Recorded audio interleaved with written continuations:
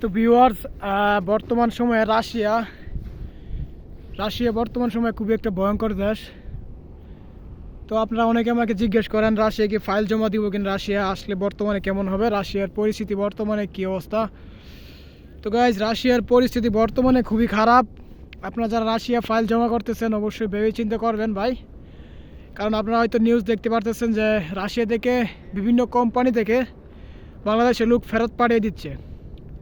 তো ফেরত পাঠানোর মূল কারণ হচ্ছে ভাই, রাশিয়াতে 1 বছর বা 2 বছরের বেশি পারমিট করে না, কাজের পারমিট করে না, তো কোম্পানি রাখে না আর কি। তো যার কারণে বাঙালি ভাইরা 7 থেকে 10 লক্ষ টাকা খরচ করে আসে, তো একটা বিপদের মধ্যে পড়ে যায় আর কি।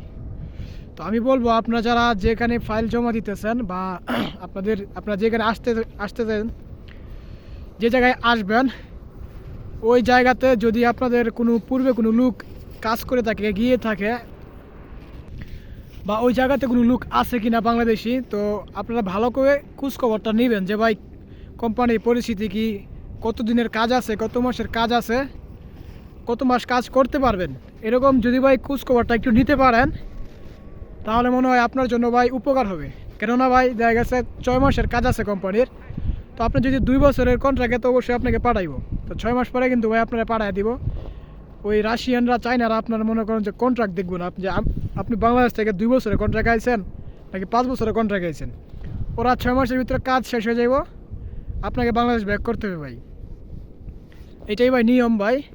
তো আপনারা যারা রাশিয়াতে আসতেছেন তো অবশ্যই যেই জায়গায় আসবেন আমি আপনাদেরকে রিকোয়েস্ট করব ওই জায়গা সম্পর্কে জেনে আসবেন ভাই, কতদিন কাজ আছে, কত বছরের কাজ আছে, বুঝছেন। আর দালাল কোনো অন্য কোম্পানির মধ্যে কোনো কাজ, আর আপনারা এগুলো আপনি ভালো করে তথ্য নিয়ে আসবেন। 7 থেকে 10 লক্ষ টাকা দিয়ে আসতেছেন ভাই, তো দালালের সাথে ভালো একটা কন্ট্রাক্ট চুক্তিপত্র করে আসবেন ভাই, নাহলে ভাই পস্তাতে হবে আমরা এই আর কি। পস্তাতে